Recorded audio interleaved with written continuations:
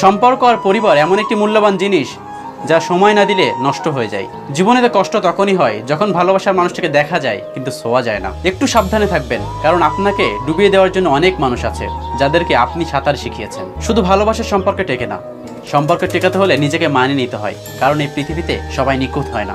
খুব ভালোবাসার মানুষই একদিন বুঝিয়ে দেয় খুব ভালো কাউকে বাসতে নেই। কি আশ্চর্য তাই না? যাকে কখনো চিন্তামই না তার জন্য কত কষ্ট হয়। নীরবতার ভাষা কেউ বোঝে না, একটু চুপ করে থাকেন, দেখেন সবাই ভুল বুঝে চলে যাবে। মিথ্যে দিয়ে সফল হওয়া খুবই সহজ, কিন্তু সত্য দিয়ে সফল হতে হলে প্রথমে একটু কষ্ট হলেও সফলতা ধরে রাখা যায় সারা জীবন। যে মানুষটার জন্য তুমি অপেক্ষা করছো সেই মানুষটা তোমার জন্য অপেক্ষা করছে কিনা সেটা জানা খুবই জরুরি। একা একা অপেক্ষা করে সময় নষ্ট করো না, কারণ সময় কারোর জন্য অপেক্ষা করে না। মরে যাওয়ার জন্য একটু বিষ খেলেই হয়, কিন্তু বেঁচে থাকার জন্য অনেক রকম বিষ হজম করতে হয়। কথা ছিল একসাথে দুজনের স্বপ্ন পূরণ করব, কিন্তু আজকে তোমাকে পাওয়াটাই আমার সব থেকে বড় স্বপ্ন। যে সম্পর্কের সম্মান আছে, বিশ্বাস আছে, ভরসা আছে, সেই সম্পর্ক কখনো নষ্ট হয় না।